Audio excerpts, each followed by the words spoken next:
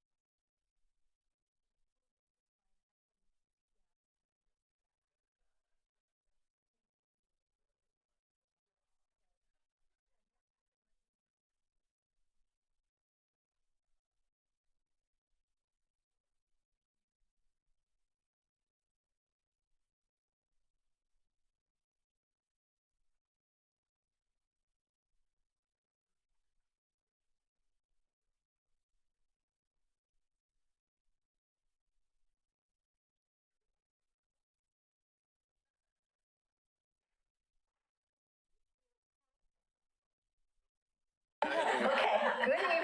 We call the order of the CIC's December meeting. Dennis, would you read the roll call? Yes, Kanema, Linda, she is here. Myself, yes. Caulfield, is Dan out there? Don't think so. Dan is online. He is. There he is. Okay, So just so you know, audio, they can hear us, but it's harder for you to be able to hear them. so If there's a question that arises at any point in time or a comment that wants to be made, we'll just get really quiet. There's gremlins in the room today. is Lisa out there? From Caulfield? Not online. Okay. Carla Laws? Dee Dee, I see Dee Dee. She's with Dee Dee. And, Marvin, Dee Dee. it's a team. Yes, they're a team I tonight. got it, okay. Gaffney Lane, Betty, Here. and is Sheila? Shelley? No, excuse me. Yeah. not Okay, tonight. So and far. Hillendale, Josh is here. Here. Sarah? Also. Yes. McLaughlin, we have Denise, Here. and we have Tim. Here. Park Place, we have Steve to my right. Yes, and Bob here is here. Rivercrest, that would be Emily or no? No. She's still not the rep. Okay, I think that does it. name off. Yeah, Dennis, cross her off. Cross her off. Yeah. Okay. Right, back to you. Okay, our first presentation tonight is a Clackamas River Water Providers, Christina? Either or. Okay. And I invited her to come and speak because I was so taken with the Clackamas River tour that several of us took. I thought that was just great, and I thought the rest of us would enjoy what they had to share. Thank you.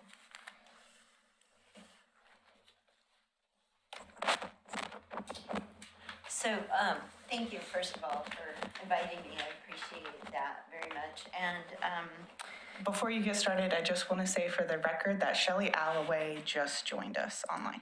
Okay. Thank you. Sorry, Christine. that's it, no, totally fine. So I, in the name of being respectful for the time that you've given me, I'm going to set a timer on my phone to keep me on track. I was invited and asked to talk about, first, emergency preparedness for drinking water. So I'm going to focus on that a little bit, and then the second portion of this presentation will be talking about the Clackamas River Water Providers Water Conservation Program. I'm also going to say for the record that Lisa Gersh has just joined online. So let me get this started here real quick so I can keep track of where I'm at time-wise. Okay, great. All right. This is not working. No. There. Oh, wait, there we go. It's just slower. So the Clackamas River Water Providers are all of the cities and public water providers that use the Clackamas River as a drinking water source. That's all of these organizations here. Collectively, the customer base is just not quite 400,000 people. And we have two programs. We have a source water management program, and then we also have a public education and outreach and water conservation program. There are two employees, myself and Kim Swan, that work for this group. Kim manages the source water protection program, and I coordinate the public education and outreach and the water conservation program. Though, having said that, I do not provide water conservation coordination for the city of Lake Oswego and the city of Tigard. Through their partnership, they have their own water conservation person. So first of all, I want to recognize that this portion of the presentation that's about emergency preparedness and water was developed by the Regional Water Providers Consortium, which through South Fork Water Board, the City of Oregon City is a member. My friend Bonnie actually did, this isn't the full presentation, but she put together a presentation for her own neighborhood association. I was like, so Bonnie, can I borrow that? And so I took some of her stuff. It's a great presentation. So the thing that's really important is, we often don't think about water just on a daily basis. We're just so used to having it. But the reality is that in like the earthquake that everybody's always talking about, there will likely be no public drinking water system for a while. So this is kind of speaking to that and the things that you can do to become prepared. The thing that we want to start out is that we like people to know that at a minimum, you should have on hand for an emergency 14 gallons of water per person in your home. That would be a gallon of water a day for each person for 2 weeks at a minimum. And, it'll take a while for the public water systems to get things together to be able to provide water to the public, safe water to the public. At this point, I just kind of want to mention that there are a number of these public water sort of mobile trailers. One of those is actually parked up at South Fork Water Board for Oregon City customers. Again, your goal, 1 gallon of water per person per day for a minimum of 14 days. If you can do more than that, that's great too. Don't forget your pets, so you want a little extra water for them as well. It can be kind of daunting if you really start digging into how to be prepared for an emergency. Like overall, there's so many parts and pieces to it. And so to make it, if you're like I am, when you get a little overwhelmed, you kind of freeze. My brain does anyway. And so to make it a little easy, just kind of start small, 3 days worth of water, then 7 days worth of water, and then work up to your 14 days worth of water. And think about where you can keep this water. There's lots of different places in your home. There are different shaped bottles and containers that you could use. So kind of think outside of the box a little bit. The type of container that you use does matter. We recommend sturdy plastic containers with handles. Bottled water, water that's already bottled, like in the case, is great. Or larger containers. Reusing 2-liter soda bottles is wonderful. Don't use any glass containers. Don't use milk jugs or juice containers, or of course any containers that stored chemicals. And one of the reasons around not using the milk jugs or juice containers is that bacteria can actually grow within the water, even if you sanitize them, because those other substances has been in there. So to be safe, just don't use those types of containers. Is there anywhere particular you should store those plastic containers? Just anywhere kind of in a cooler space, like people will hide it, under their beds, in the back of the closet, out in your garage, even just places like that. I've got a little more information for you about that. Like I've got a list of links to go to. They're super helpful for more specific questions. Remember that water is very heavy. It weighs a little more than 8 pounds a gallon. And so think about if you are having to go to that mobile trailer to get your fresh water and carry it back, and possibly carry it. Remember, we will potentially not have gas either, so you may not be able to use your vehicle. So sort of think on those lines. One of the things that you can do is get a really big container like this picture here. That it's a 50-gallon tank, so you can take the smaller containers, and use that to fill up those tanks. Oh, and make sure all your containers are clean and sanitized before you use them. Keeps that water safe. All right, come on. There we go. So here's just some ideas. Store what you can, where you can, like I said, in the garage, in cupboards, under the couch, under the bed, in the bathroom, in the laundry room, behind the washer and dryer, anything like that's fine. Not behind the dryer, behind the washer. The dryer would be too warm. Sources of emergency drinking water in your home. You can get water from your hot water heater, any shelf-stable food and drinks, ice cubes are fine, and water that is left within your pipes in your home if there is any. Do not use any water from the toilet. Do not use any water from a waterbed or radiator. Swimming pools or hot tubs are not recommended. So sources of water during an emergency within your community, think rainwater, local streams, rivers, ponds, lake, anything like that. Those could be sources of water for you. Of course, they will need to be filtered. They'll need to be sanitized, disinfected. You don't want to use any flood water that has any kind of odor or anything floating in it, or any type of contaminated water, of course. Ways to treat your drinking water: bleach. That's just regular bleach, no bleach with any like flower scent in it or anything like that. There are purification tablets, would be the nicks down, using water filters and then boiling the water for at least 1 minute. I actually had learned that you boil the water for 2 minutes. So I'm going to say boil the water for 2 minutes. What's 1 more minute, and just be safe. Now, so you've gathered up all this water, you have it stuck around your house. Yes? What percentage bleach? Well, that, again, in the information that I'm gonna leave you in these links, they'll break that down for you, because bleach comes in different percentages of active ingredient. And so then it will tell you exactly how much to use per gallon. So you've got all this water in your house, you're harboring your water, waiting for the disaster, but you can't keep it forever. You have to rotate that water out and make sure you have clean, fresh water. Annually is great. And then just look at the use by date on any bottled water that you had purchased.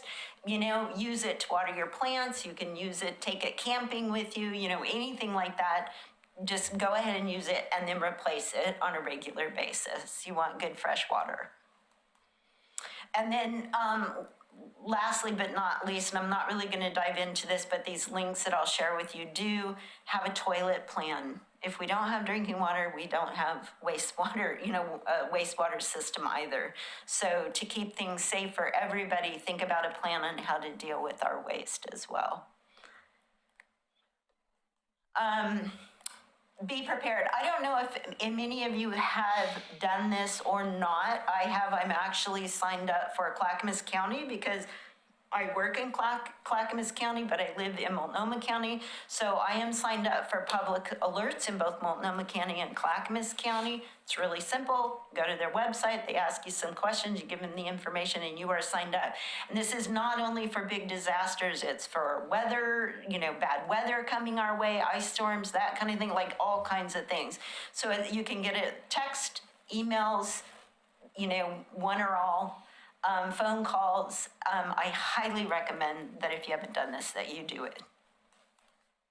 So 5 things for you to do today: sign up for the public alerts, write down important phone numbers, add them to your Go Kit, put what you have together, make a plan with your people, meaning your family and or your neighbors.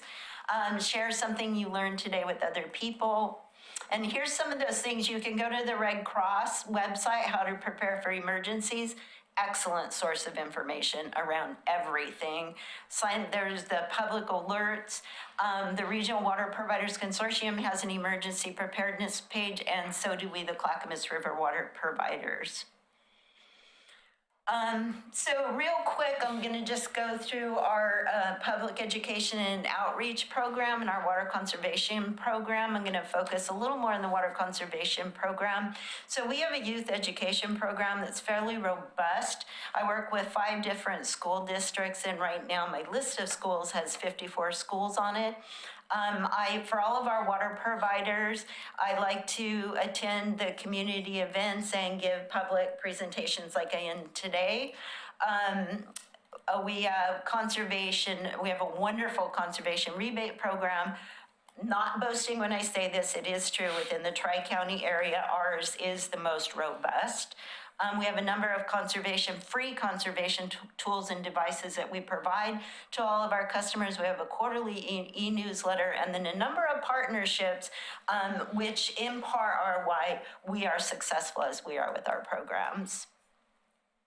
So we do, like I said, I work with 5 different school districts, 54 different schools. I do a number of classroom presentations. We also provide an assembly program to our schools. It's just upon request. We also provide our teachers each up to $250 a year with a mini water education grant. We provide treatment plant tours. That's not only for schools, but that is for the public in general as well. We do our annual youth calendar with our elementary schools. We have a teacher resource page on our website, and we also have a library of books and videos, but with technology, that's becoming less and less popular, but I still hang on, because you never know. You never know. Well, yeah, I mean, if the disaster happens, we won't have all of that, so there I'll be with my books and maybe the videos.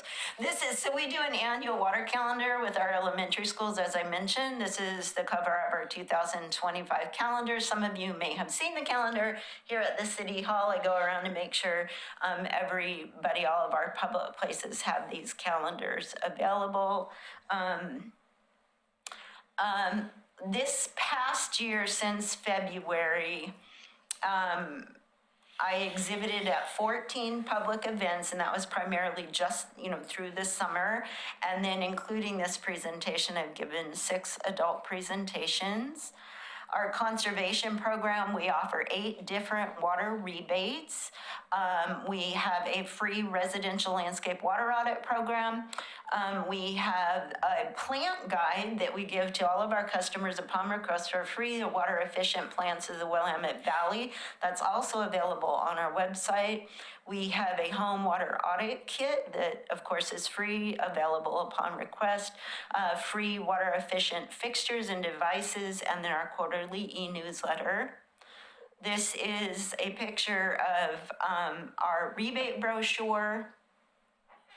We actually, since I have updated this since this picture, we have one more. We have a meter that actually screws onto your hose bib and will meter the amount of water that you're using in your hose when you're watering outside, which was a recommendation of one of our customers. And so I'm like, yes. So we added that. So that's something new. You can see that on our website. This is a picture of the brochure for our free landscape water audits. This is a one-time only thing that we do for our customers, but people really do like it and appreciate it. We have a landscape professional that does these audits for us. This is a picture of the water efficient plant guide. This plant guide has got some serious legs. It's been around for almost a little over 2 decades and still very much in demand. Our home water audit kit actually comes with the booklet and all the tools that you need to go through your home and to make sure you don't have any leaks, and then to see where you might be wasting water, like should you replace an aerator or a shower head, and it can help you. The booklet can walk you through that. Again, like I said, we have free water efficient fixtures and devices. We have kitchen and bathroom faucet aerators that only use 1 gallon of water each. We have free shower heads that use 1.5 gallons per minute. Toilet leak strips. These will help you determine whether your toilet is leaking. Believe it or not, you can have a toilet leak and not know it. You don't always hear it. You'll see it on your water bill though. Toilet fill cycle diverters, that helps to make an older toilet much more efficient in its water use. I have some low water using hose nozzles, and then irrigation audit cups. If somebody is feeling that way, they can go out and audit their own irrigation system. We do have the information about how to do that. It's a little involved, but it's actually kind of fun. And I can just provide the tools for that. This is our quarterly e-newsletter. Our next newsletter for the winter will be coming out in January. And again, a big part of our success in all of our partnerships, and these are just a few of the organizations that Kim and I both partnership in our Clackamas County area. Clackamas Community College, that's the horticulture department, the WET program, the Environmental Learning Center, Clackamas River Basin Council, of course, Clackamas Soil and Water Conservation District, Clackamas County Water Environment Services, and Clackamas County Sustainability Division. And this is a picture of our website. I encourage you to check out our website. We've got a lot of great information on there. Here's my contact information. And I've got 3 minutes left, so real quick, that was not too bad, right? Real quick, I did bring, those of you that have been on our tour, some of your faces are familiar. You already have this bag, but I did bring some of these bags because in here, I've got a few of the things that I've mentioned in the presentation. This is that home water audit kit. The bag is actually part of the kit. You'll use that. I've got, a copy of one of our newsletters in here, the recent calendar, the 2025 calendar. There's also a copy of our annual report for the last fiscal year, which can give you a really good idea of where, like, for instance, for our rebates in this report, I break it down by user, by city, and it will tell you how many of each rebates in the city of Oregon City that customers took advantage of. And that kind of, so just some, before you go to bedtime reading. But anyway, yeah, a few things in here. I also want to invite you to, I'll leave a few business cards. If you have any questions, please feel free to email me, call. I do work from home, but if you call my office phone, it sends me a text and an email telling me that I received the message, what it is, who it is, and how to get back to that person. So, very available. So there you go. 1 minute, 37 seconds left. Do we have any questions? Are there any questions? I don't have a question, but I have a statement. I did go on the last water tour, and it was quite educational. The treatment plants. The treatment plants. It was very Thank you. nicely put together. Thank you. Yeah, if you have never toured even your own drinking water treatment plant, going on a tour and seeing how your drinking water is made, basically, is very eye-opening. It's a process. Yes. And that's just one piece of the process of getting fresh, clean drinking water, safe, clean drinking water to customers. So thank you. I'm glad you enjoyed it. Yes. We try to do that particular tour. We go to all of the drinking water treatment plants, with the exception of Estacada, just because it's so farther up in the watershed. We kind of try and do that about every 4 years or so to kind of give everybody an opportunity to see that. Thank you for that. Yes. I would echo that. We went, both of us went on that tour, and it was excellent. But one of the things that he mentioned, and I think we were up at South Fork, somebody asked about how long can you keep water? And he said, water's water. He said, don't ever think that you can't use that water. You can put a little bleach in it. You can reuse it. So if you are in the midst of it and you said, oh my gosh, this is 2 years old, I can't use it, don't throw it away. You can actually still use it. I thought that was an important. Yes, thank you. Thank you. That's, yes, absolutely. You can, and by the way, when you go, and the Red Cross website always comes to mind, but they really get into that deal in detail, how to disinfect the water with the chlorine bleach, looking at how much active ingredient is actually in the bleach, and then the dosage for that, which is some really good information to have. Thank you. Any other questions? Dee Dee online was requesting the extra bags. For those who are online who would want the resources that Christine has left, I will make sure to have extra bags of those resources in my office. And then you can always drop by City Hall at any time and just request for me, and I can drop them off with you. I brought 15. Is that enough? Yeah, Yeah, that's okay, enough. great. We have Perfect. 14 members, and Adam Morrow is the commissioner, so. Great, and I'll drop some of my business cards in there as well. Perfect. And I can also make sure to email out this PowerPoint presentation Yes, with your absolutely. contact information. Yeah. Absolutely. Thank you. Thank you. Thanks, Christine, Thank very you. much. Thank you very much.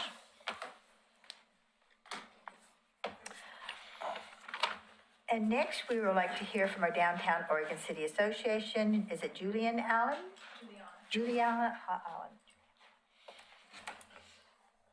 Very cold today. Yes. Yes, it is. Yeah, I'm not quite used to that yet. All right. Hello. Can you all hear me okay? Yeah. Okay. So thank you for the introduction. Like she said, my name is Juliana Allen, and I am the executive director at the Downtown Oregon City Association. So I did not prepare a PowerPoint because I wanted to just talk to you all about what we've been up to, the new businesses that have come in, and what our plans are for the coming year, and then answer any questions that I can about what's going on in the downtown district. So the mission at Downtown Oregon City is to cultivate community and commerce in the district. So we are equally giving parts to community and commerce. So we have done a lot of we've done a lot of events over the last year that have both spurred community and commerce in the district. I'm going to start with talking about the trick or treat event that we put on Halloween. The thing that was different about this year is that we really listened to the community and the community's concerns about the safety of the events. There are droves and droves of children. I don't know if any of you have ever been to the trick or treat event on Main Street, but it is a sight to be seen. This was my second year doing it, and I remember last year, my first year, I was like, oh, that is a lot of children. And so what we did this year was we worked with the city, we worked with the Public Works Department and OCPD to do crossing guards at the main intersections. So on the biggest issue is definitely 10th Street. That's a tough intersection in and of itself, but add in 3,000 children, and it is an unbearable task. So Public Works staffed that with crossing guards, and then we also had crossing guards at 7th and 5th, and then the other intersections were closed. So that was, I'm really proud of that because that was well received by the community. The city and I have met afterwards, and we knew that it wasn't going to be a perfect solution, but it was a step in the right direction. And what we were able to do was say, okay, this is what worked. This is what needs improved upon next year, and this is how we can move forward. So I'm very pleased with how that event went, and we're also able to plan better for the coming years. We needed a baseline, right?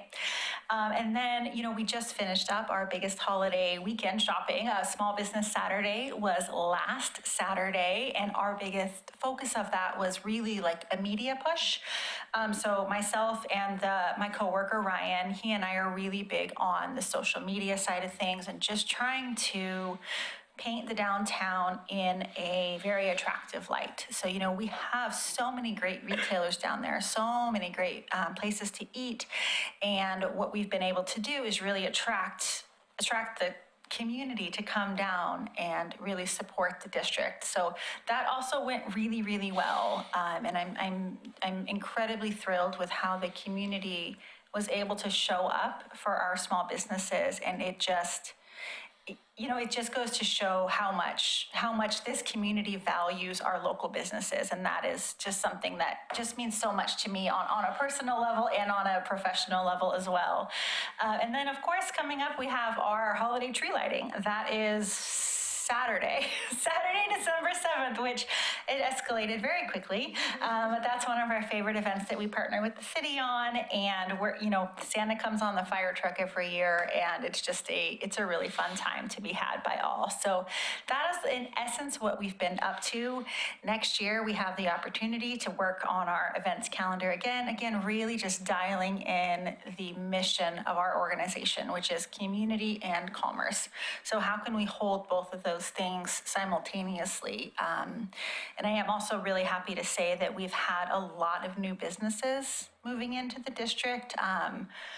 Multiple boutiques, multiple restaurants, Jay Western Boutique, Glory James Boutique, Foraged, which is a collective of artists and local makers. Oregon City India Grill just opened up a couple months ago, and actually grand opening of Watershed Cafe, which is in the old Weinhardt building. So they had I know, it's super exciting. The way they did their opening was fascinating. They were very quiet about it, but they opened officially last Saturday. So it's been, wonderful to see the amount of support that the businesses in the downtown district have received. And it's, I'm really proud of our downtown district, and I think all of us can agree that it's the living room of our downtown. And when we have that thriving community downtown, it just, it goes out from there. And yeah, that's what I wanted to say. And I do want to open it up for questions and comments and anything I can answer about what's going on in the district. And Denise? Hi, are you guys in charge of the 5K run, the Oregon Trail run? Previously, yes, we Okay. are not doing that You're anymore. not gonna do it again? Correct. Yeah, I know. That, They used to go by my house and I would dress up in my pioneer costume and give them a collar of free water. I will say that another organization has mentioned wanting to take that over. was fun. Yes, so when I came on a year and a half or so ago, and the biggest thing with the organization was really just dialing it in and focusing. And so everything that we did, I had to look at it and say, does this cultivate community and commerce specifically in the downtown district? So we are not doing it. I will say that another organization, though, has expressed interest. So it's still on the table, but not through us. Yes. What was Betty? the name of the place that moved into the Weinhardt? Watershed. Watershed Cafe. It is such a sweet place. It has breakfast and lunch. They are open Tuesday through Sunday, 7 to 2, Tuesday through Friday, 8 to 3, Saturday and Sunday, and they've got breakfast and lunch. She has like a whole living room set up, and they have games for kids to play. It's very, very sweet, and I'm super excited. I mean, they are right next door to us, so we've been. That's how you're so good at the hours. I'm very, very in on what they are doing there, because selfishly speaking, they have gluten-free food, so super excited, yes. Thank you. A few minutes ago, I met the owner of that cafe, Yeah, and she told me that she promised she'd have really good blueberry pancakes. So I'm going. love that for you. Yes, that's great, yeah. No, I'm really, the businesses that we have acquired in downtown are, I'm just very, very excited about the direction that we are going. It's been really nice to see. We have so many women-owned businesses and so many just people that are in the community that want to do good things in our community. And, at the end of the day, like shopping local, shopping small, like that's who we're supporting. We're supporting Tara's family. Tara's the owner at Watershed, right? Her and her 2 children or 3 kids, however many kids she has, like that's who we're supporting. And that's, so much of that money that we spend there will stay in the community, because then she's going to use this contractor. And it's a beautiful synergy that local businesses create. Betty? Can you tell us where the businesses came from that are new? Most are brand new businesses. So Watershed is new. Actually, they're all new now that I'm, yep, they're all new. They're all new. They didn't come out of Portland Nope. because None of them did. Portland's- Okay. These specifically, correct, all of those are new businesses. One, Glory James Boutique, has been online since 2001, I believe it was, but none of them have relocated brick and mortars. Yeah. Office spaces, I believe we will be seeing more of relocation, but as far as our retailers and restaurants, none of them have So relocated. there's going to be more office. My assumption, Yeah, yes. I would My think so. assumption with a certain large building vacating in the coming months, yes. Not mentioning anything by name here, but my assumption would be that we will be having some open office space in the coming months. Elephant in the room, yeah, courthouse is moving in May, so. But isn't it Here we also are. moving into the river? I mean, isn't I don't know, it's a super great, yeah, it's quite admired. It's been moving towards the river for a few years now. Yeah, yeah. So do you have any kind of update? I know you're on the committee. Yeah, so So I was on a courthouse committee, Main Street Courthouse Committee with a few other, Chamber of Commerce was there, OCBA, a couple of the county commissioners, and our economic development was also there. And what we did was we came together and worked on a recommendation to the county on how they should dispose of the courthouse. So our recommendation, not to dispose meaning they should either sell it or transfer it. That was our recommendation. And then now it is up to them on what to do with it. So that was the recommendation that our committee came up with, was they should not retain the courthouse. They should either sell or transfer the property to a different owner. So they will, our recommendation was that they do not retain possession of the courthouse. Yeah, not dispose in any other way. Yeah, your face said it all, sorry. That's not what I meant. My apologies. Any other questions? I was going to ask, how do you work with the building owners and whatnot in downtown when they have openings and things like that to attract other businesses? Yeah, so it really varies by the space itself. Honestly, we do not have a ton of openings anymore. I'm getting inquiries from business owners that want to move into downtown, and we do not have the space available anymore for them, which again, it's good, but it's also like, darn it. So it really just depends on the building and the space itself, on what it's coded for, what the actual layout is, and then we kind of go from there. Well, we're gonna have empty office buildings, so fill them up. Yes, that is true, yes. Keep that list. Right, exactly. Yes. I've received 2 different flyers from the elevator, above the elevator, selling bricks for a building, Sure. wanting to sell bricks. Yeah. Can you? Yeah, that is not us. That's not you, okay. That's not us. That is Elevate Plaza, who is they're right at the base of the elevator, the top of the elevator. But that's not us. But they have been wonderful to work with, very communicative partners and everything. So not us, but they're Downtown. very lovely humans. Okay. Yes. Right. Any other questions? Any questions online? Thank you. Thank you. Okay. Thank very you all much. so much for having me. By the way, I don't know if I said that at the beginning. Yes, thank you for Thank coming. you. Thank you. So much. Oregon City Public Library, Greg Williams.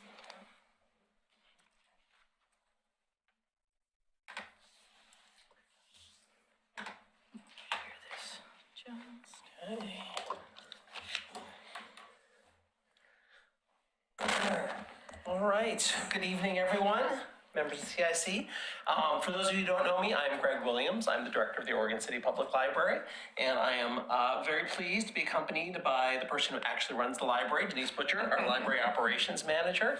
And we're here tonight just to share some information with you about a pending project we have to replace the floor on the first floor of the library building, which we know is gonna, we anticipate people will be very interested in this topic.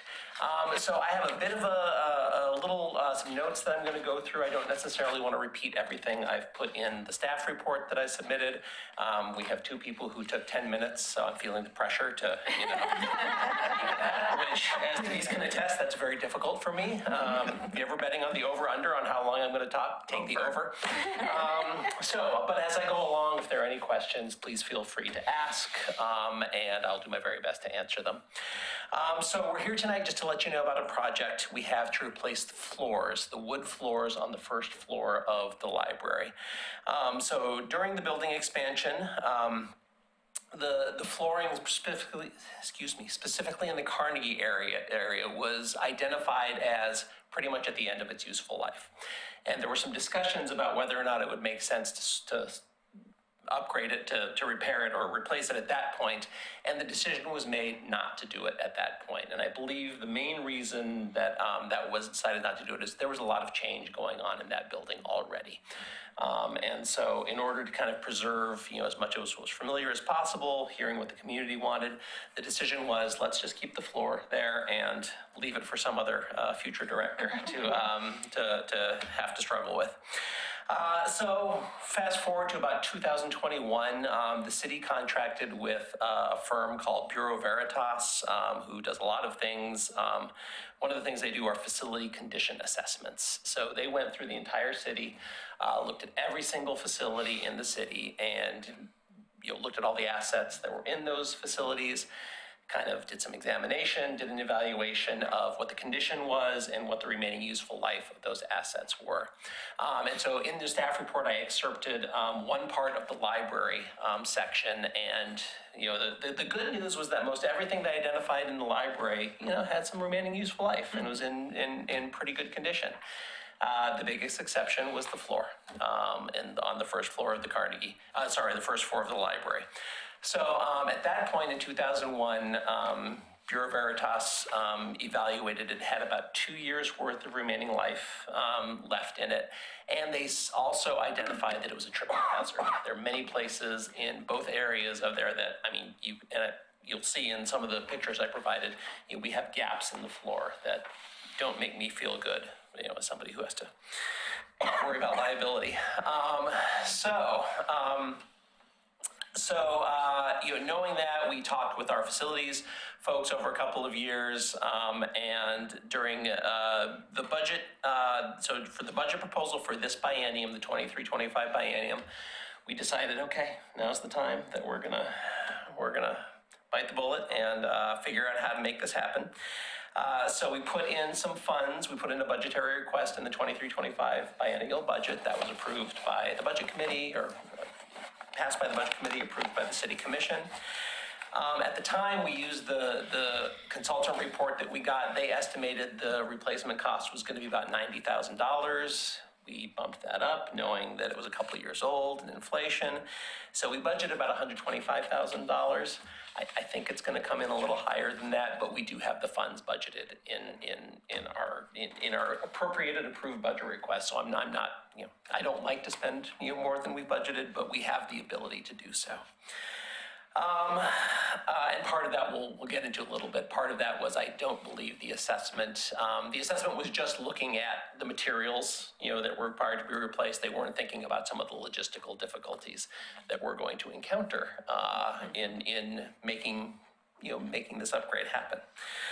So once we had the funds budgeted, we turned to, okay, when do we think we want to do this? And looking at our traffic patterns, December and January are the 2 months of the year where we get the least amount of people coming into the library.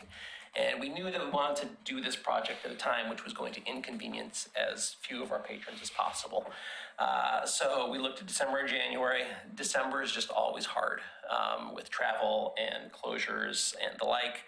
And so we preliminarily identified we wanted to do this in January. We went back to our library board. We had a discussion with them back in July. They were very supportive of us doing it on that time frame, so that we would not inconvenience. We would inconvenience as few patrons as possible. So once we kind of had the idea of, okay, we think this is when we're going to want to do this, then we had to go to the procurement aspects of it. And because of the cost and because of the nature of the project, in the state of Oregon, there are procurement rules and laws that we have to follow. And so we identified the procurement method that we had to use, and we worked with our facilities department to put together an invitation to bid. And so that invitation to bid finally got posted on our website. It got on the city's website. It got posted earlier. It's December now. On November 20th, so a couple weeks ago. As part of that invitation to bid, we had a required in-person walkthrough of any vendors and contractors who were going to be interested in bidding on this. We wanted to make sure that the people who were going to be bidding on this saw the site, understood the scope of work, and would hopefully give a good, high-quality bid that took into consideration many of the peculiarities of the project. So we had about 5 or 6 contractors come for that. The ITB is still open. It closes later this week, and once we see what the responses are, we will evaluate those. Our intent is to take the next week or so after they're received to evaluate those. Because of the dollar amount of the project, that is something that will have to go to the commission. So we are planning to bring that final contract with selected vendor to the commission for potential approval on December 18th. If we're able to do that, we should be able to get our January kind of time frame for doing all of this. Whew. Any questions so far? I know I packed a lot into a short time frame. I have a question. Yes. Sorry. Two questions, actually. Yep. One, are any of these vendors able to recycle the flooring that they're going to be taking out? Because there is a lot there. Yes. That's one question. And then go ahead and answer that one. So we put in the invitation to bid that part of what we want the vendors to bid on is salvaging, a good portion of the floor. We're a little concerned about what might be under the floor when we pull it up, but we do know that reuse and sustainability is very important to the community, so we have included that in the scope of the bid. We did get some questions from vendors when they did the walkthrough. And while we haven't figured out exactly what we want to do with that, our goal is to take as much of that wood as possible, retain it, and figure out some creative use. One of the things we've talked about is when we talked with our foundation, our library foundation, they were really excited about maybe, making little squares and, selling the community as a keepsake and a fundraiser. Right. But we haven't gotten quite that far yet. But yes, we are planning to save as much of that wood as possible and Well, you salvage think it. of places like the Buena Vista House, was unfortunately torn up a bit. That would be better. That could benefit from something like that. Good. Also, if I read it correctly, you're going to replace the lobby in the library. Yes. Was that not new when you built the library? Yes, that was brand new when we built it. The good news is that is a very small portion of the entire project. Yeah, the bad news is, and you can speak more to this, that floor has not performed as we expected it to. So as you can see in some of the pictures, there are already gaps in between the rows of the wood there. We had, it was about 8 months ago, we had the water spill. We had some water spill on there, and one wouldn't think that water spilling onto a wood floor would be, a terrible occurrence. But those, you can see they're kind of little, 2x4s, face that way, and they all just started to come up. It looked like a little mini Stonehenge or Minecraft, and so our facilities department had to kind of, saw them down and put some spackle in between it, and now we have a big rug covering it. But yeah, that floor has not performed anywhere near, and we have not gotten the useful life out of it. But when Bureau Veritas came in, they specifically identified, they said, yes, the floor in the Carnegie and the Holds room, but we are also including this lobby floor. That's disappointing. It is very disappointing. One last thing, as you are painfully aware, we used your community room. Yes. For our neighborhood meetings, and how confident are you that January will be the month? We just need to make some decisions here, like in a couple weeks.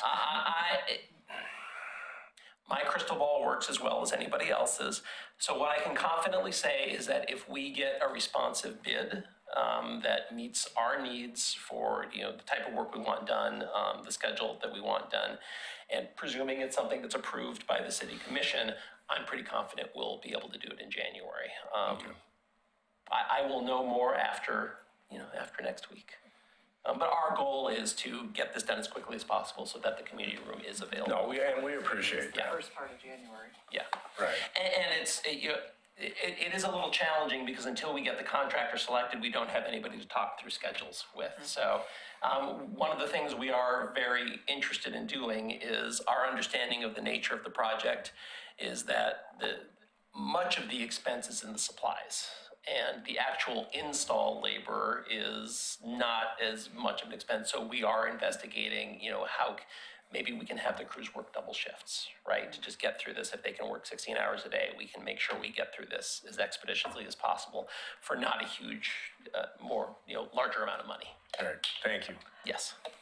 Do you have any idea what you're going to replace it with? I was in a library today and walked in, beautiful floors. It was nice and warm and cozy. The fireplace was Yes. going. There wasn't a place to sit down. there. It's just a nice warm, but Yes. what are they going to replace those beautiful So floors? we have specified a specific type of, a specific quality of wood, and we have let all of the vendors know that, and for my peace of mind, if I could get something that looked exactly like what we have now, that would be the don't make it perfect, the perfect replacement. Those are fur. They don't make Are it they anymore. Okay, so we have, and I have talked with our facilities manager, and we are of a similar mind, very simpatico. We want this to look as close to the original historic floor as we can possibly get. I want to know Now, where you get it if you can find some. I will let you know. Now, to be upfront and frank, one of the things that some of the contractors before we had the bid out identified as a challenge is if you look at the wood there, I mean, it's beautiful. It's got, there's some parts that are darker, and you can see there, they've got some blonde streaks, somewhere there, and we're not quite sure, how many of those are going to be in any flooring product that's available today. But we are not going with any engineered wood solution. It's going to be solid, real wood that we're going to go there. I have told facilities I want it to be the exact same size and as close to the original color as possible. We are also going to extend that out, that same flooring out into the lobby area. So instead of what we have there now, we are going to mirror what we have in the old section. We'll probably tilt it so that you have a little more visual distinction. In the old section, it'll be going one way, and in the newer section, it'll be going a different way. But also as part of the bid, we have specified that the materials are, the city has to approve the materials that the contractor is going to use. So we will. The city or the city commission? The city. The city. Yes. What assurances have you taken to make sure that you get a better performance from this new flooring than you did the last? Well, my understanding in talking to our facilities manager and the, some folks in the industry is that if we get that quality of wood, the current floor, it's 113 years old. So that wood is held up pretty well over the course of time. They're pretty confident that if we go with a quality wood solution and not any sort of engineered product, that we can expect a good lifespan. I don't know right now what the warranty might be associated with the product, but I know that our facilities manager is very keen on making sure that we get protections and that we get a good product and a good result out of all this. And that product would be able to be refinished? My understanding is yes. I mean, I have jokingly said that we'll do this now and we can have everybody mark their calendar for a century from now when we have to replace it once more. So yes, but our goal is to be able to do this once, have a lovely new wood flooring all in the first floor of the building that looks as close as possible to existing and is going to give us the same type of performance that we've been fortunate to have for the last 100 years. Dennis? What's the square footage? What? 4,400, between 4,400 and 4,700. Just curious. Yeah. And again, the majority of that is in the Carnegie, where the computers now are, and the holds room where you go to pick up your hold, and a little bit in the circulation room. And if I don't see any other questions, so I'm just going to quickly go into kind of our plan for how we're going to phase this work, how we hope to accomplish it. Once again, talking with our library board, one of our goals and one of my goals is to minimize the inconvenience to our community as much as possible. The easiest thing would be close the entire library for 3 weeks while we get that done, but that's not going to, I'm not comfortable doing that, and that would not be good service to our community. So we've adopted kind of a phased approach. So phase one, that's the lobby area. And it's kind of hard to tell on this diagram, but that middle kind of square area, that's all carpet. So really the only wood that has to be replaced in the lobby area is the perimeter of that carpeted area. So our goal is to have the contractor, we will close the library for a couple of days, hopefully, and have them just knock out that particular portion of it. The lobby is really the key to allowing access to our kids' room, allowing access to the upstairs. If we can get that knocked out, we can reopen the building, most of the building, to allow people to browse, allow people to check out. We are going to move our circulation services into the community room so that people can still pick up their holds, so that we'll still have a fighting chance of processing some returns. You know, the longer we have to do this, the more material is just going to back up, and you know we're going to have to So work is through the it. new wood gonna go just over top of the old one in the No. lobby section? Nope, they're going to tear it out. Everything's going to be torn out, and they're going to make sure that the transition is that it's the similar height. I'm not a flooring contractor, so I'm probably getting the wording wrong. But they are very aware of that. Our goal is to make That's sure. not that old of wooden floor. No, in the lobby, no, it's not. It's 2016. yeah. And really, it has not.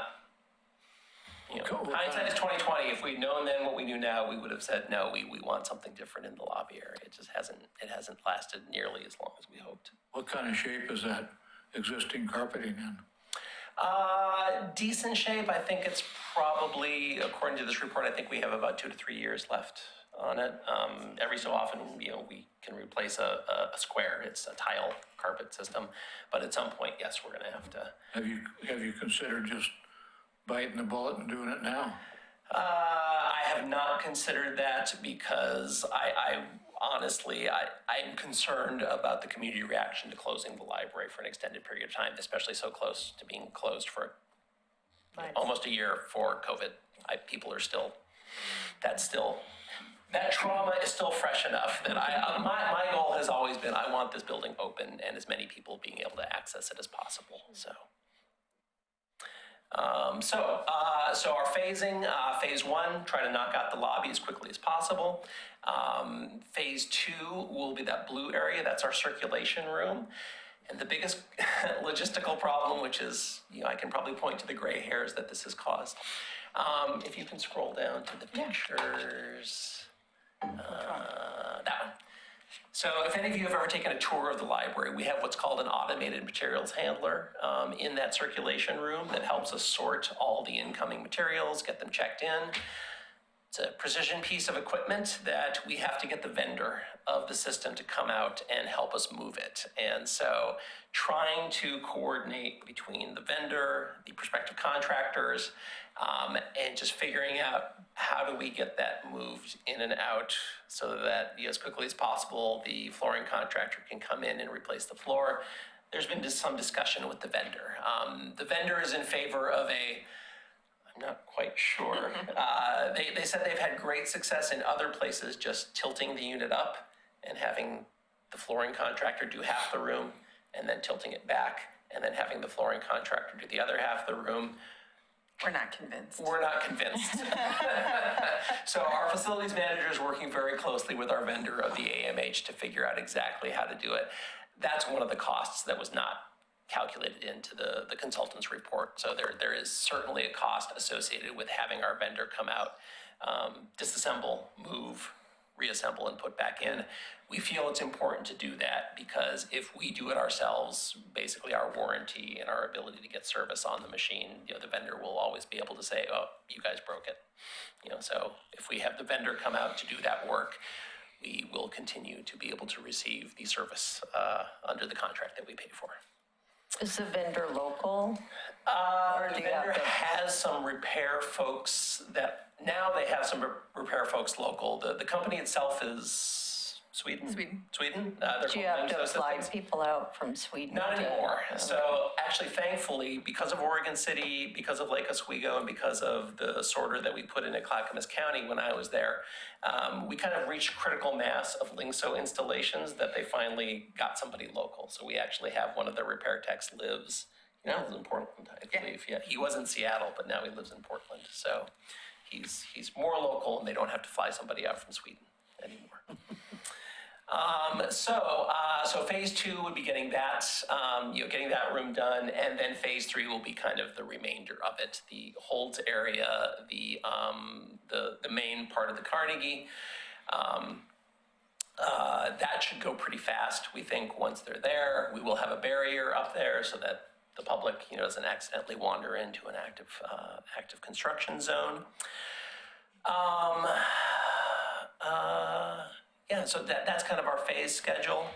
And the last thing that I just wanted to share with you, actually last two things, we a lot of what we've been trying to figure out is how do we mitigate the impact of the community. So as I mentioned, we're going to be having some circulation services available, so people will be able to come and pick up their holds. It causes flashbacks, but it will be similar to what we did in COVID.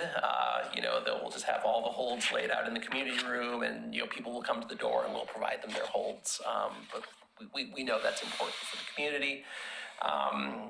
We won't be able to have meetings in there. We are also going to close the upstairs meeting room because we are going to need that either for storage or to be able to relocate from staff who normally work in the basement and won't be able to use the elevator to get materials up and down. But again, hopefully just for a very short period of time. Programming-wise, we have already worked with the Pioneer Center, so we're going to be relocating some of our planned programs to the Pioneer Center. I think they've got some story times scheduled there. Art lab. And art labs. So not only is it a great opportunity for us to get outside the building and look at a new space, it's very close by. And the Pioneer Center have always been wonderful partners. They're just great to work with, and they're really excited about the opportunity. Computer usage, we know closing the Carnegie where we have our computers is going to impact some folks. We do have Chromebooks that we can check out to patrons, and we'll be extra accommodating and helping people get logged in to successfully use those.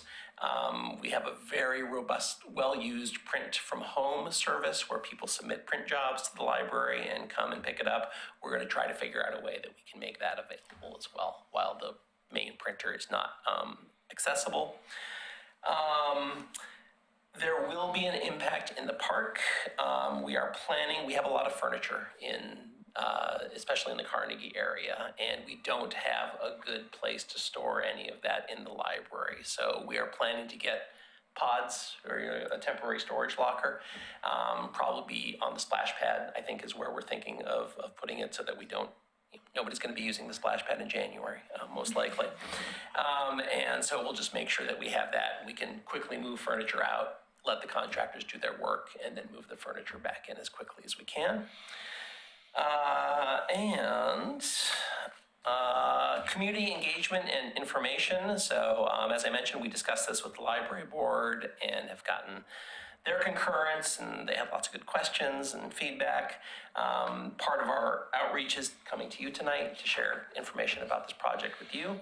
We're also working with our communications department. I'm gonna meet with Jared tomorrow. We just have to figure out which version of a project page we're going to put up, because there's a new module being, I'm not sure what the status of it is, but we're going to set up a project page on our city website so that the public can see, here's the status of the project, here's what we know so far, here's what the impacts you can expect are, and we will of course include that in our email, news and social media, and just try to get the word out.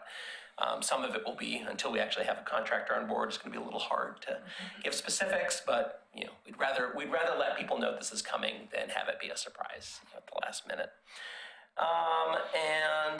Finally, again, just some of our priorities, minimizing patron disruption, preserving the historic character of the Carnegie as best we can, being mindful of the city's sustainability efforts to do something with that salvaged wood, and just really try to communicate as much as possible. So with that, that's kind of my spiel. I don't know if I was anywhere near 10 minutes or not, but did you have anything you'd like to add? No, I think you covered most of it.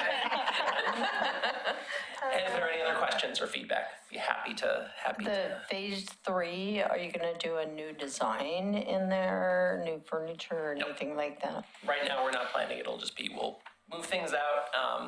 We have to move it out a little before the construction actually starts because the wood has to acclimate, apparently. It's got to spend like 3 or 4 days in the temperature area where it's going to be installed.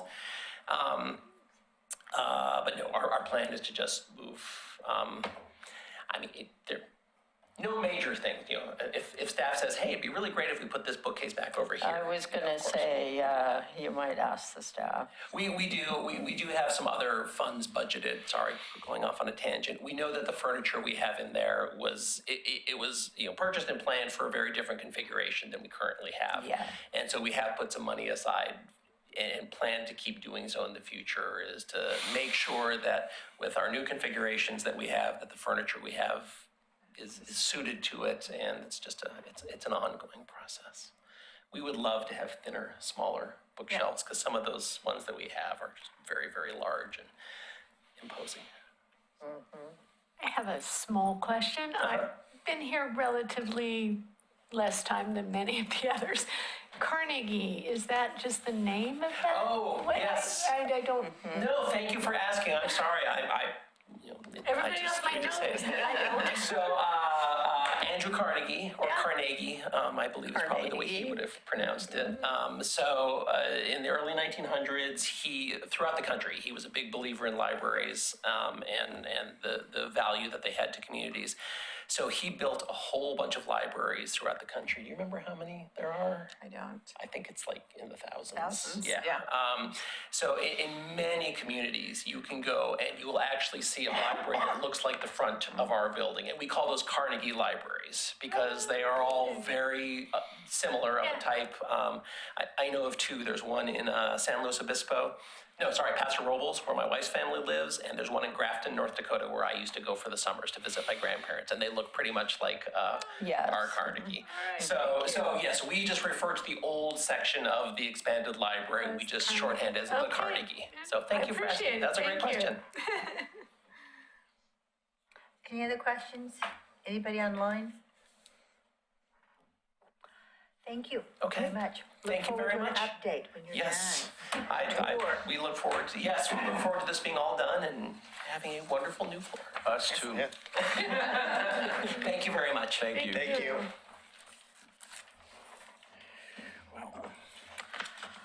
Are there any public comments? Okay. Do we have approval of the minutes?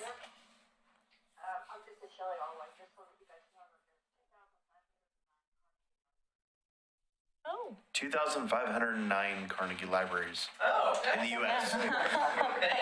Thank you. And we also have a on-call reference librarian job.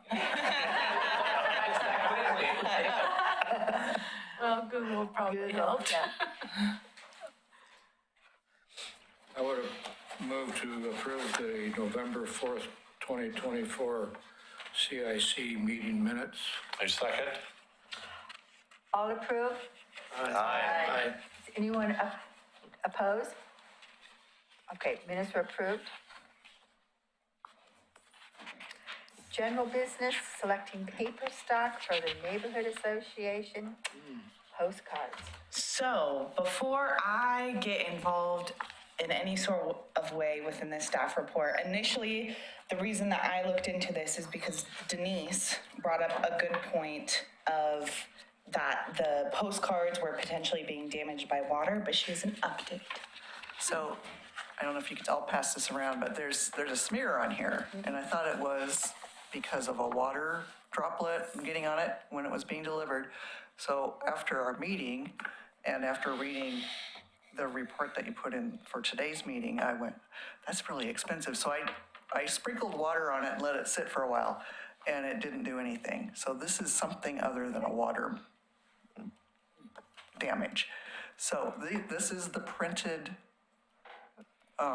paper. Background, yeah. Yeah. So what happens is to save costs and to be able to have the flexibility of the neighborhood associations choosing which background color their neighborhood association postcards go out on, white paper stock is used, and then the background color is printed in ink.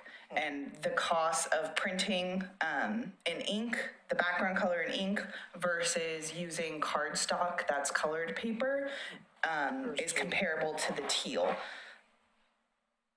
Which was the cheaper one.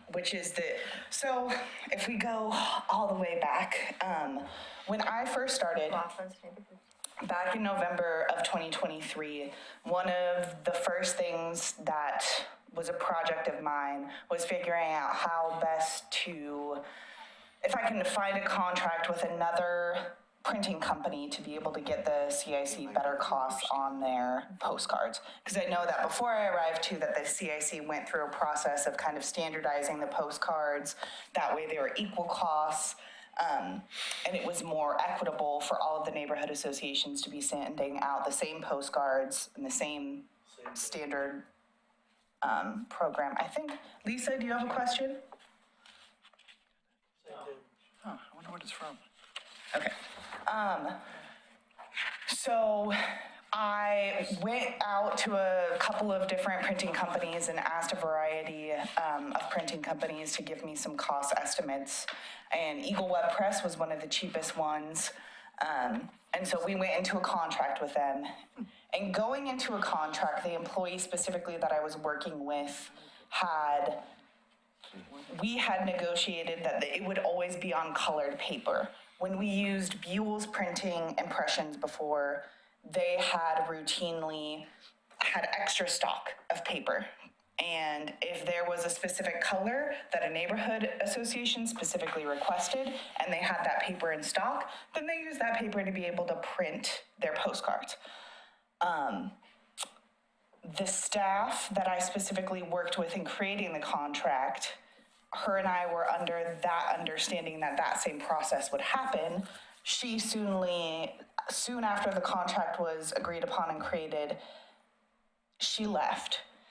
And then I had further communication with the current staff, and the reason that we have such lower costs in printing and distributing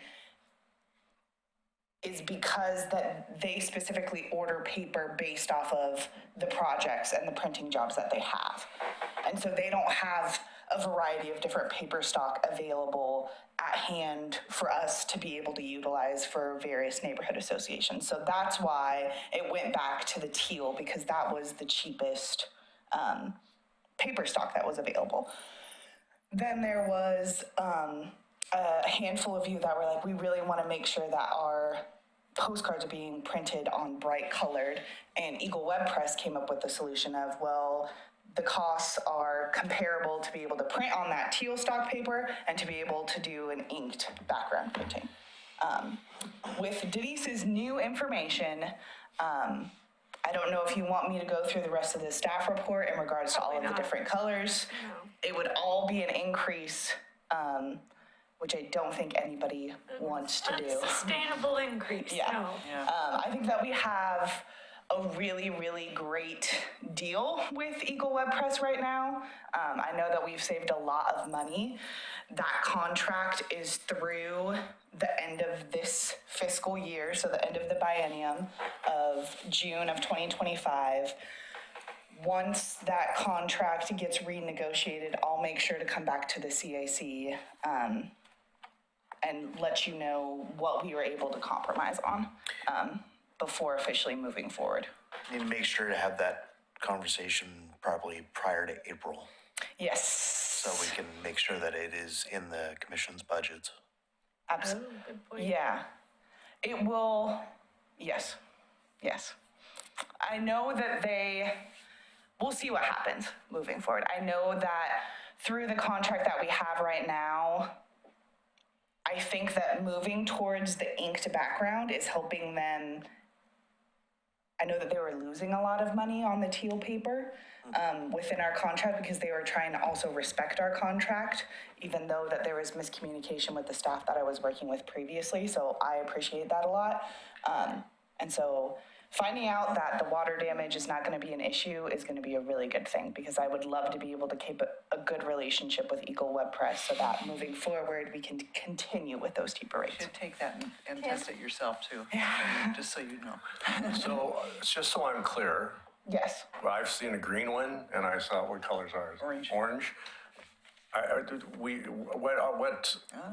And pink.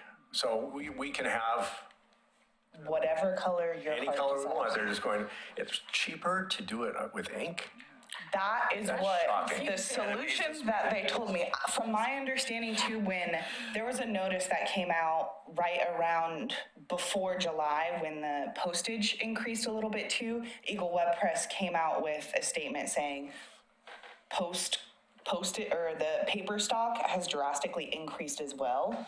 And so that there might be some changes within their rates that they charge, but because we are under contract, that was not something that they said was negotiable. They said if postage rates changed, then that would change our cost, but never did they say paper stock. Sure. So I think that since paper stock has gone up, it is actually cheaper to print within that inked background, which to me is crazy as well. I can't even believe that. Because when she told me that, I was like, well, that's a perfect solution, because then everybody can pick what they want. I don't know what that's gonna look like moving forward though.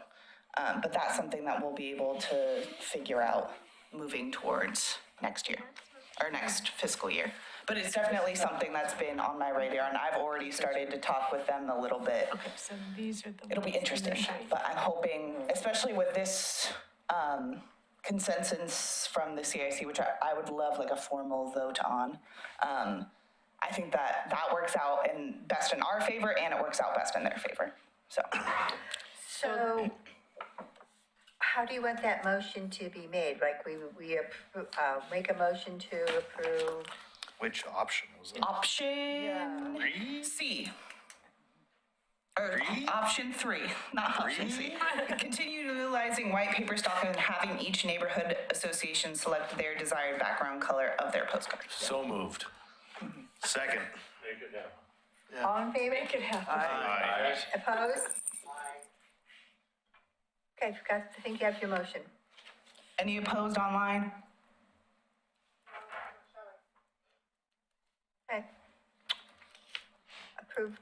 So I just want to have it clear. So the secretary for the neighborhood is going to send you the postcard information, and then she's going to tell you, or he is going to tell you what color they want? Yes, and if they haven't specifically stated that in the email when they send it, usually I reply, what color would you like? And sometimes the secretaries are like, whatever you think is best, whatever you think is right. Yeah, I had this green one that we got at our last meeting, and you can hardly even see the writing. The color. in it. Oh, dark, That's dark, so dark. You know? Yeah, so in the, It is hard to read, but. Lighten up your green. I can make sure that it's lighter. The other thing that you can do, it's kind of a nice thing that these samples were provided. You can look at these samples and let me know out of these colors, I would definitely, that's the other thing is that the colors that are provided here, or the color, if you were to tell me, like, unless if you give me a very specific color,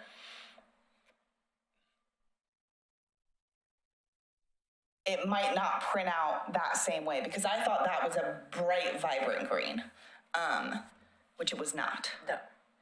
So, Pantone, or how do we do this? Well, because the color on the computer is not the true color of the card. so what I can ask Eagle Web Press to is to send me, They I'll have to coordinate with them. They have to send you samples of each color.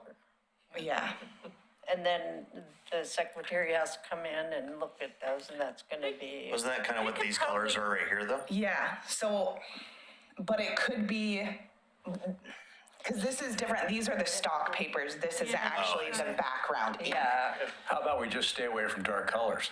Yeah. I agree. I think pinks, yellows, Yes. oranges, because the I like the orange pink. turned out Yeah. good. fine. Okay. I would stay away from greens and maybe even blues, ones that can be a little bit more, Blues or not? yeah, Yeah, we'll keep it simple. yeah. Pink, orange, yellow, Yeah. bright, light. Yes. Eagle should be able to provide like something that's on a PDF that we could all get a copy of. I think of different little swatches? I think the problem though, like Betty was mentioning, was that it looks different on the computer. But Then it you- will. Yeah, on a it's PDF. imperative look at Yeah. it though. I'll reach out to them, because I will contact them tomorrow and let them know, okay, this is what the CIC decided, but I'll let them know, that it would be nice to have a couple of swatches for people to have reference You of. might even have it on hand, you never know. Well, if they could just, whatever, print 15 copies or whatever of just swipes of, Well, and they'll know too, colors. based off of how their printing process work and the types of ink that they use, which colors are gonna come out in what way. sure. Yeah, they'll know. Yeah, they'll know. So I'll reach out to them and I'll see what I can do. But in the meantime, and once I get that information, I'll be sure to send it out to the CIC, be able to send it out to the secretaries who I know send me the postcards. But in the meantime, stick to pinks, yellows, oranges.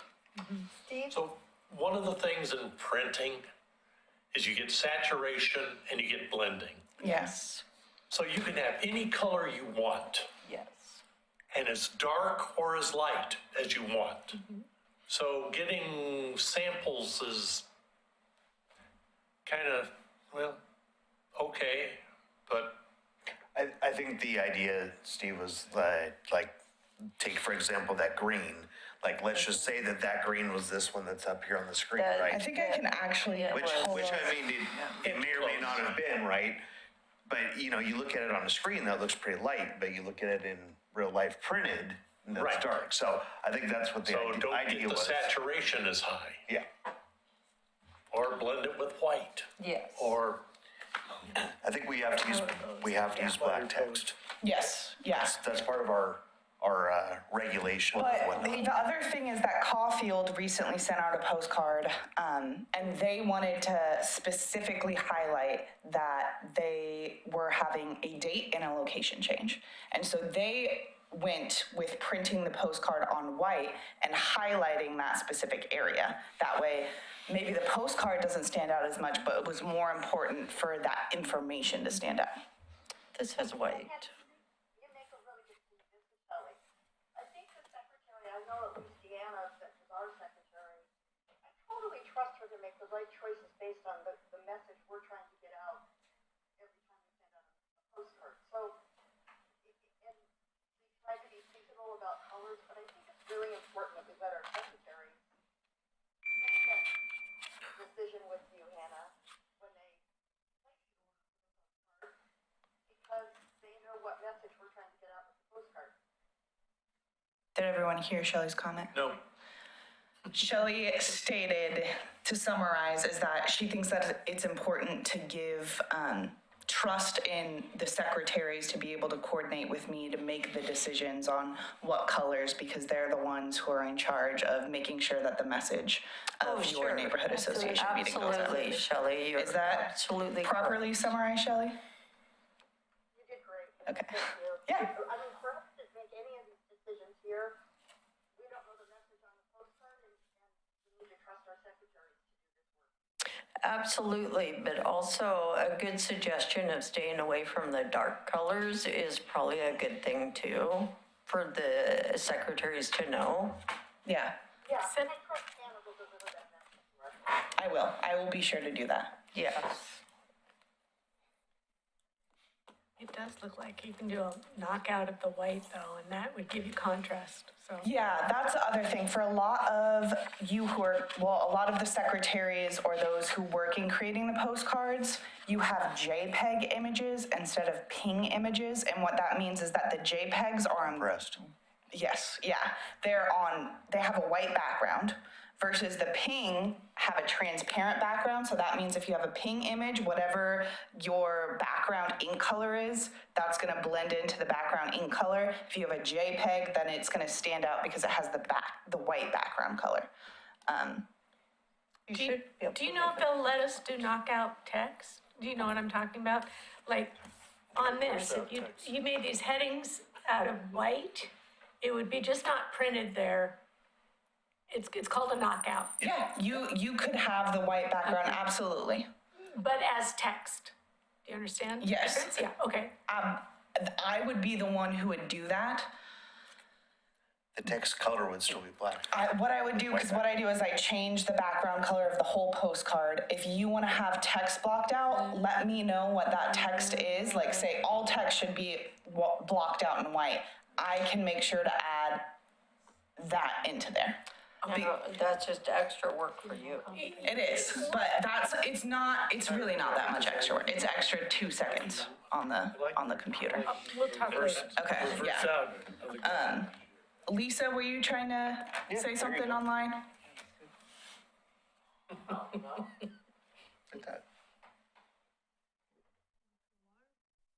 What, it's a scrap? No, I know, that's an image though. And the reason that it's part of their regulation to be able to have the whiteout behind the address and behind the postage stamp.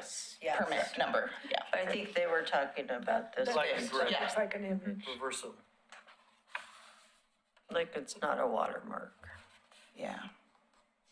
Maybe you just need to let them know.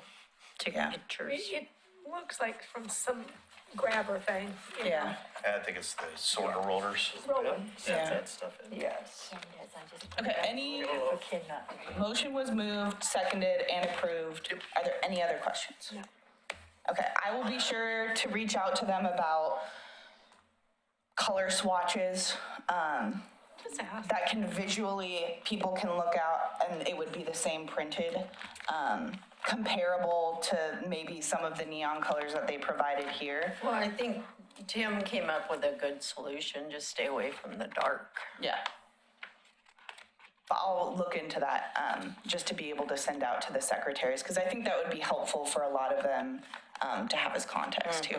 Because, you know, somebody might say blue, or they might say pink, but maybe their pink is not the same pink that I would interpret. I was gonna say there's only 50 different shades of blue. Yeah, exactly. Okay.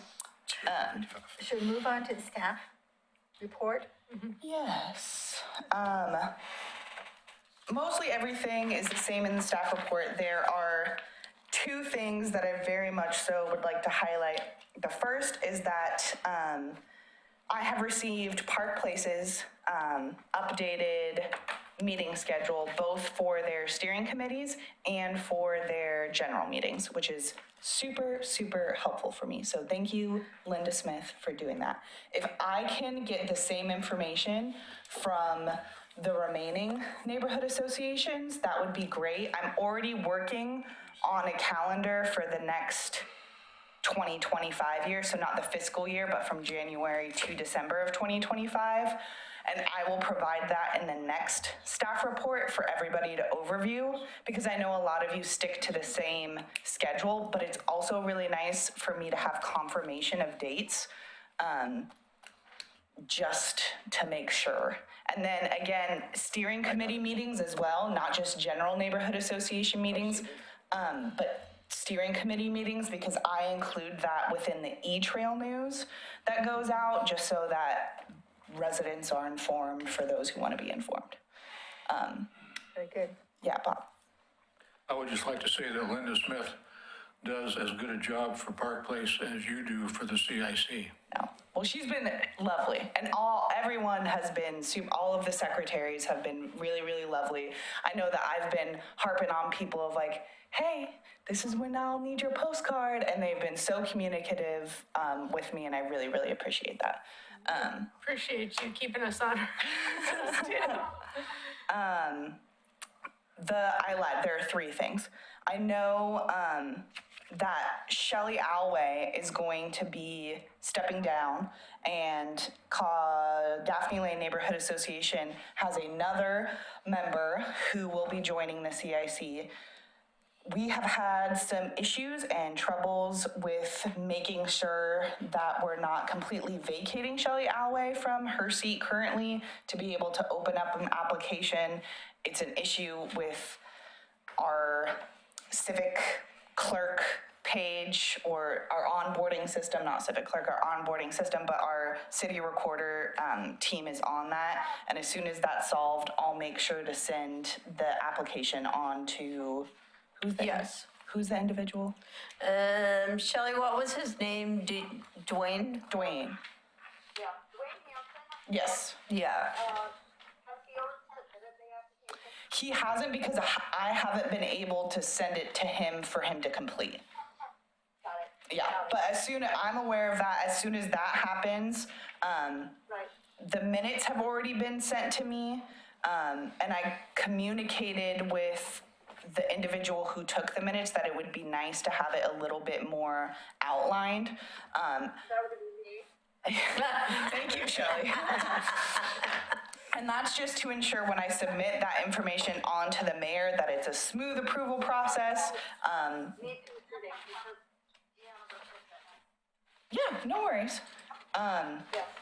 So, and I don't know if I will need to attend CIC January or whether the transition will happen. Just let me know.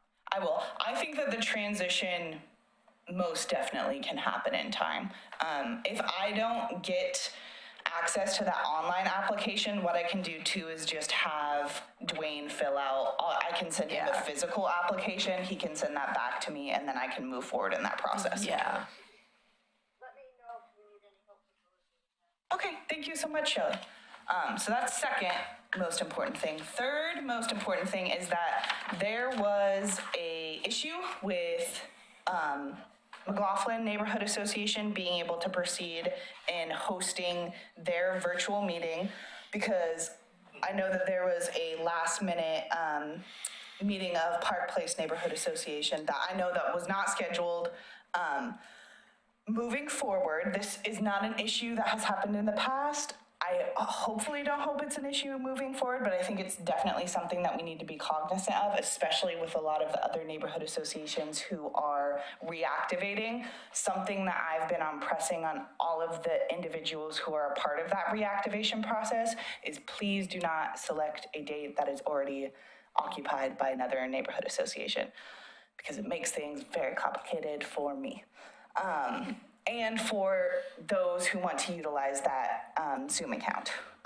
So what I'm asking is that for those of you who are utilizing the Zoom account, going in and scheduling your neighborhood association meetings preemptively.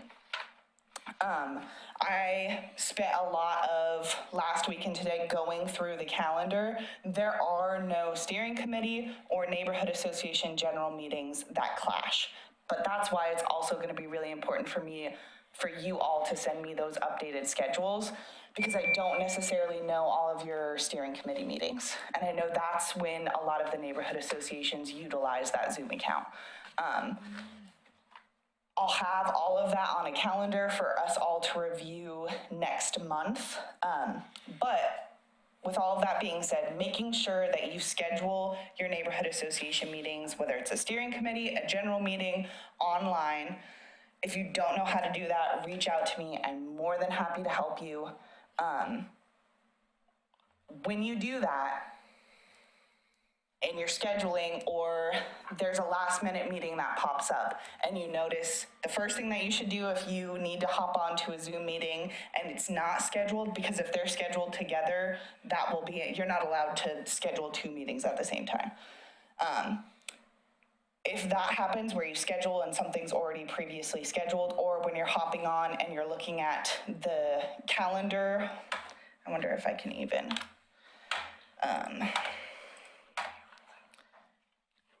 you're looking at your meetings that are scheduled. This is not like the other. Let me do this. It's not gonna work. Oh, that's okay. When you go in to schedule a meeting, usually there's a list of all of the dates of everyone who has a scheduled meeting. There are evidently none right now. I don't think that's actually the case. But if there is something that's on there that's scheduled, you, as a secondary individual who's trying to host a virtual neighborhood association meeting, need to find, you can create a free Zoom account and utilize that. I know a lot of other people have Zoom accounts, but if you're trying to host a meeting when somebody else already has one scheduled, do not do so. The person who has their meeting scheduled, that's gonna have priority. Are there any questions about that? So you only have one Zoom account or one Zoom meeting? Yeah, and the vice chair of the McLaughlin Neighborhood Association reached out to me, and she was also she was like, not a big deal. This is the first time this has happened. I just want to make sure that it's brought to everyone's attention. That way it doesn't happen again. She had brought up a couple of different ideas, which were good ideas. The CIC Gmail account is the only Gmail account that exists for any board, any committee. And the only reason that that exists is because of the Zoom account, because there has to be some type of Gmail or email account that everybody has access to in the event that I'm not around, I can't answer my phone, and you need to be able to access the account to be able to host your meeting because something's going wrong. No other board or committee has that, and it would be very not ideal to have multiple different accounts having access to a city-owned Zoom account. Correct. So this is the solution that we have created, but I appreciate Carly's helpful suggestions. Okay. Are there any questions on the budget? In your staff report on number 4, it still says Buell's, by the way. Ooh, thank you. You're welcome. That's helpful. Yep. And then on the budget, last month, we voted and moved 2 meetings allocation to Hazel Grove I will make sure from South End. that gets moved over.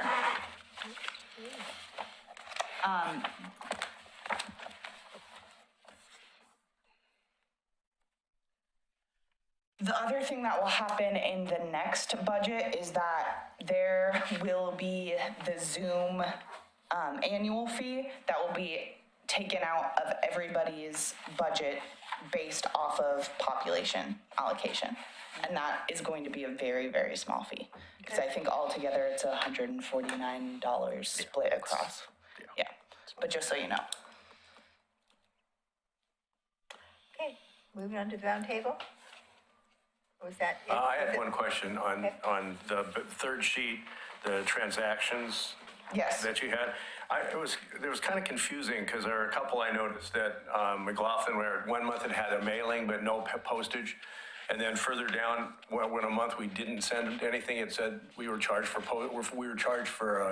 mailer, but we didn't mail anything that month. So the postage and always gets charged first. The mailing sometimes comes a week, sometimes 2 weeks later. So you won't always have a postage charge and a printing charge within the same month for that postcard. Let me clarify, it is based on invoice date to the city, when the city's being actually charged for it, not when you incur the charge. Yeah, that's great. If that's what I kind of assumed it was. I just wanted to confirm that was the situation. Absolutely, that is. And that's a really good question too, because it can be confusing. It's like, well, we didn't send out a postcard. Right, and that's where that kind of question is going to come up. So thank you. I just wanted to confirm it. Thank you for asking that. Any other questions on the CIC budget? Guess we'll move on to the round table then. Sounds good. Evie, would you like to go first? Evie, would you like to go first for round table? You dozed off. They're gone? Dee Dee? Okay. Dee Dee, you're on mute. I can ask her to unmute. I'll let you know if they. Okay. We're having a party. Must be. Well, let's go on to McLaughlin. Tim? Okay, well, last month we had our general meeting. I did not attend as I was out of the country, but we had a kind of a legislative update from the city from planning, as well as a discussion about how those legislative changes are going to impact the historic properties in Oregon City, which is our big concern for us. And they did from what I understand, a really good job of presenting that, Christina Roberts and Gardner. And it was, again, came up in the HRB the following month, and I did attend. And a lot of interesting changes, but primarily it was based around new development as opposed to historic properties. But the concern that we have was, what about a property, for instance, a church that is no longer a church? At this point, they'd still have to follow some of the rules, but if somebody wanted to come in and turn that into a quadplex, they could, and we would not have any control over it. And right now I understand in 2025, the legislature's taking up the discussion about being able to tear buildings down without any approvals. And so we're very concerned about that. Our assistant city attorney has been very involved in that. But be aware, I mean, there's going to be some big changes, and we hope not too many in the historic side, but the potential is there. And so we concern ourselves about that. So that was the one thing I wanted to bring up. But Denise? That's what I was going to say. Yep. So Aquila and Christina discussed the new state land use rules and how they'll affect us, and how it will help developers, and we can't do anything about it, pretty much. Then we have a steering committee meeting this Thursday, and I'm hoping we're gonna hear about our new website. We absolutely are. Awesome. And then we'll take that information to our general meeting the following month. We have to figure out now where we're gonna meet. So. Yeah, you too, yeah. I will let you know that the community development room is a free resource to the neighborhood associations. I'm more than happy to send information out on those. Okay. I'll do That'd that. be great, and yeah, Kanima will need it too. Yeah. Okay. And Transportation facility is one we've used also. Maybe that'll work. To where? Transportation have to- facility. Well, we want to try and stay in the community. A lot of people walk, and so we want to try and keep it close. And we do have some options that we will review and make sure we can do. Yeah. But thank you for the ideas. and Dee Dee is online if you want to share about Eddyville. Okay, we'll go back to Eddyville then, Dee Dee. Hi, we had a nice meeting with Kira, the Oregon City Watershed Council, to talk about some signage in Singer Creek. And then we don't have a meeting until February, so we're kind of on a stalemate here. However, I'd like to plant a seed with McLaughlin neighborhood and other neighborhoods about a spring cleanup along the promenade, and maybe plan something like that to do. We haven't done that in multiple years, it seems like. The whole promenade, of course, I'll center on the VFW pollinator garden. But I'd like to see, maybe work with McLaughlin Boulevard and then the McLaughlin neighborhood and also other neighborhoods to see if we can rejuvenate that. Thank you. Did everyone hear that? No. Eddyville had a presentation from Kira from the Clackamas, from the Greater Oregon City Watershed Council. That was very good. Their next meeting isn't until February, so they're laying low for a little bit. But the one thing that Dee Dee wanted to plant a seed in McLaughlin and the other neighborhood associations head about collaborating on a spring cleanup along the whole promenade. So if that's something that you're interested in your neighborhood association participating with Eddyville and doing a whole promenade cleanup, then you can contact Dee Dee. Does that summarize, Dee Dee? Okay. Thank you, that's it. Appreciate it. I didn't know no one was hearing me. Yeah, we've got audio issues. You can hear us, but the audio coming out for you is only focused on the internal speaker of the computer, so. Park Place? Bob? Steve?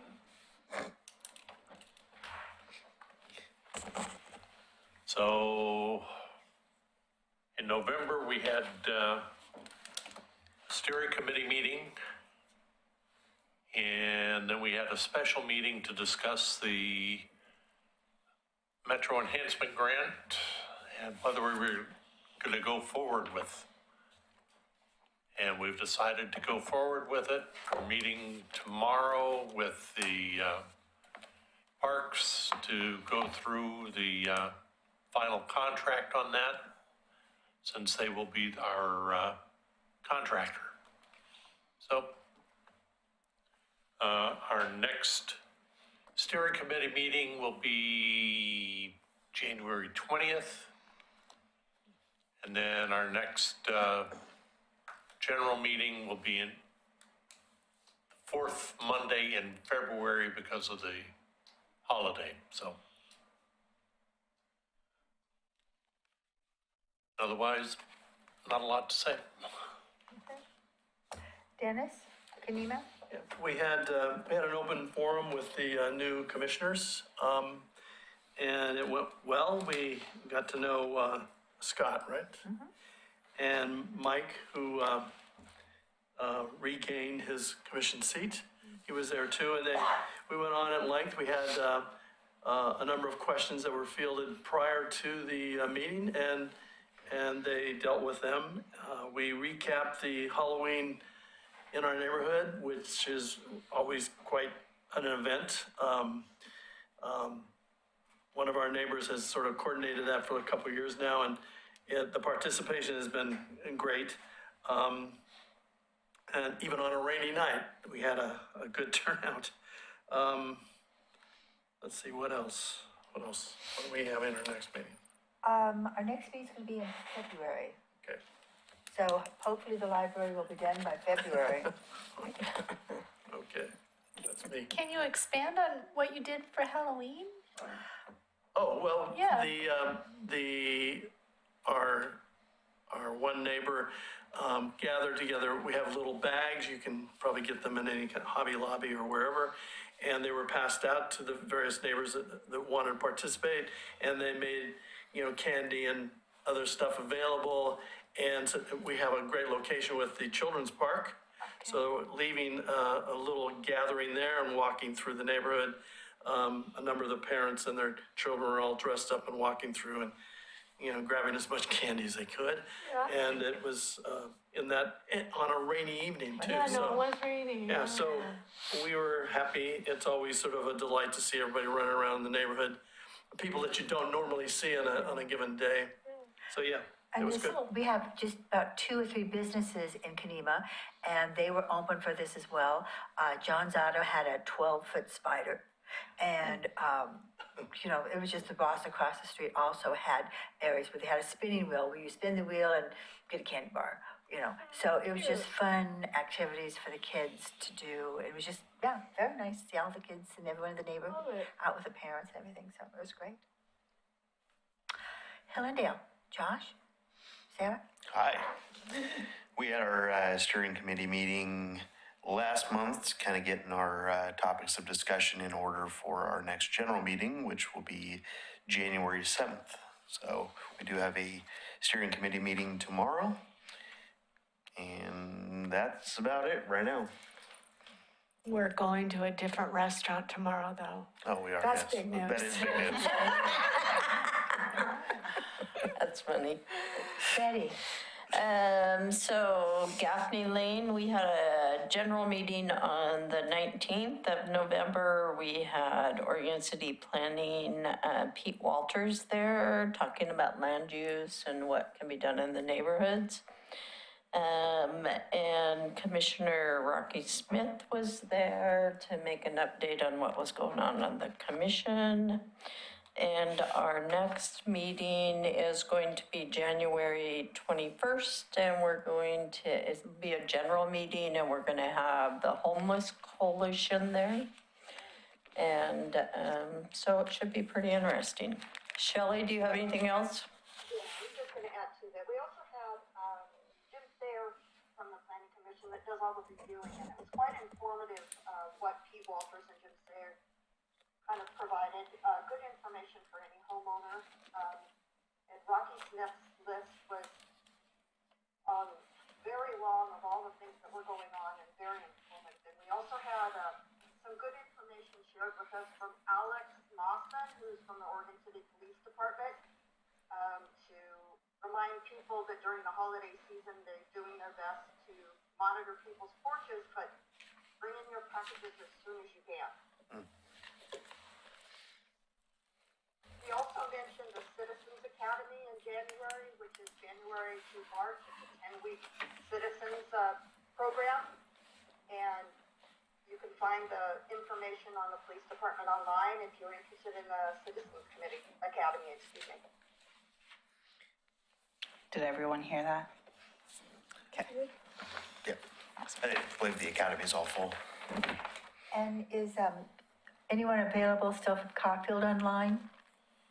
Is Dan or Lisa online? Dan's online. Do you want to give an update, Dan? My system's not working good enough to, I can barely hear you guys. I just will be listening. I think Lisa was going to pop in and do the report. She might have lost connection, maybe, but she is no longer with us, if you want to give a quick update.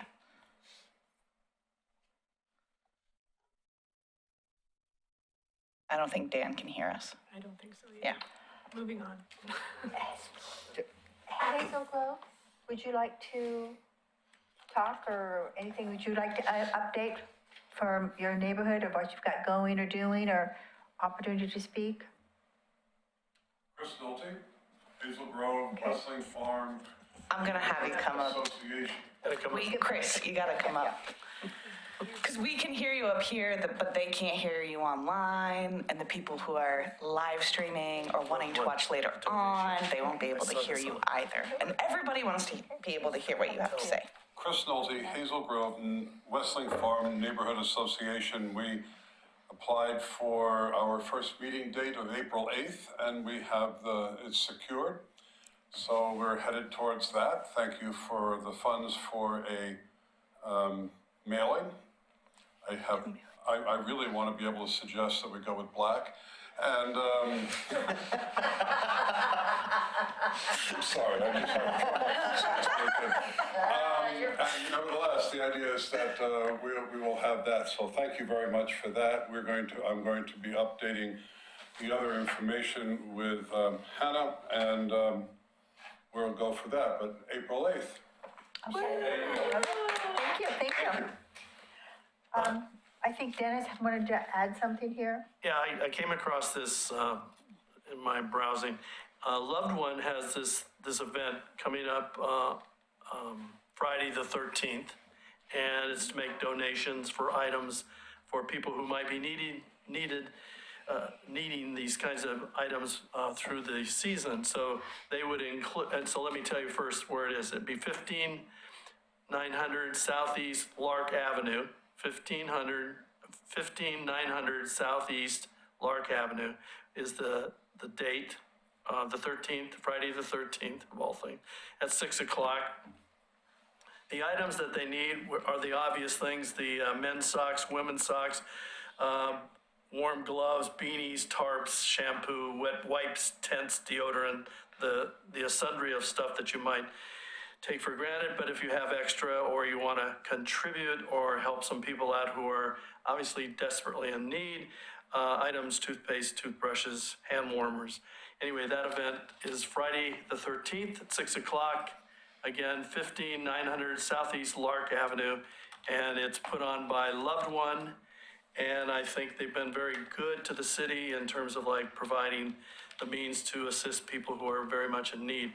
So if you're out and about, or you have extra stuff that you can't find a place for, it might be good to drop by and offer up these items.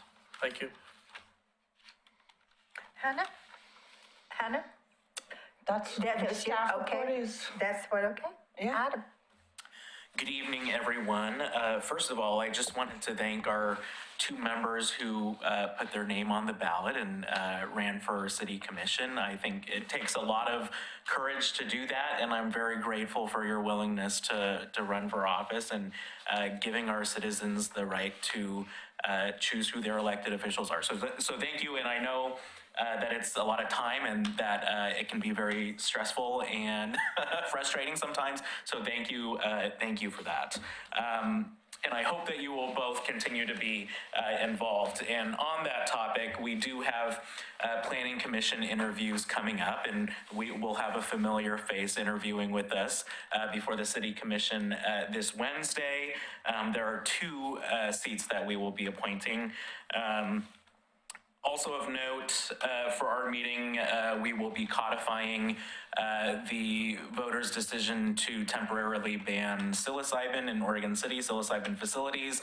This was something that I was pushing for us to send to the voters because I think this is something that our voters should have the right to decide on, and they did. And so that will be moving forward. And then lastly, something that I'm really excited about for our Wednesday meeting is that we will be going through the first reading of the Park Place concept plan code amendments, which is something that our Planning Commission has worked really diligently on, as well as our staff. And as some of you will remember, this was prompted by some previous actions that have illuminated areas where there could be improvement to make sure that the original intent of the Park Place concept plan is honored by prospective developers. And so this is an area for us to live up to new state regulations while still trying to make sure that whatever goes in that neighborhood remains livable and honors the community input that was painstakingly given over a long period of time. And so we're looking forward to getting that through and hopefully making sure that the community's voice is heard to the highest extent possible, given what was already discussed by a few of you, the changing landscape as it relates to housing and land use. So that's what I have for you tonight. Thank you. Thanks. Is there anything else that anyone wants to add, or Josh?